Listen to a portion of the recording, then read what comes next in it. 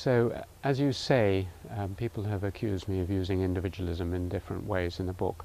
I define it quite clearly, and I refer to several books which have used individualism and tried to define political individualism, economic individualism, and so on. But it's quite simple, my meaning of it. Most societies start with the idea that or in most societies people have the idea that the basic unit of the society is the group, a family usually, or some other group. And then the individual, as it were, hangs off. So you have the group, and then you have the individual. The group is like this bit of oak tree, and the individual hangs off it. But if you take off the individual away from the group, they have no meaning, they just fall away. And that is what you will find in China, India, Russia, France, everywhere. The group comes first, the individual hangs off it. What I argued, and that's why I put a picture of Robinson Crusoe on the cover of the book. Robinson Crusoe on his island was alone. And the peculiarity of the English is that you start with the individual.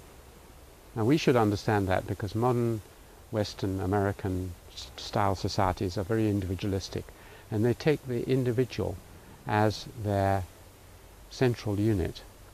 The individual then has freedom of association. They're born free, as in the American Declaration of the Rights of Man and so on. They're born free, and then they associate. They join up with others.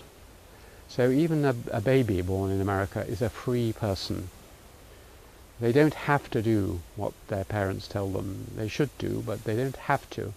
And then they may join a firm or a church or a university or whatever and form into chosen groups. This form of association, which we now assume is the modern and everyday form, is based on individualism. The individual, the little separate entity, comes first, the group comes second. This is the movement from what Sir Henry Maine talked about, the movement from status to contract. Status-based societies are, you are born into a position, and you could never stop being a member of a Chinese clan, or a member of an Indian caste, or a member of a other grouping, a family in the village where I work in the Himalayas. In England, in America, and the modern West, you are born an American, you are born an Englishman or Englishwoman, and then you decide and you join some group later on in your life, and that is individualism. So the individual comes first and the group second.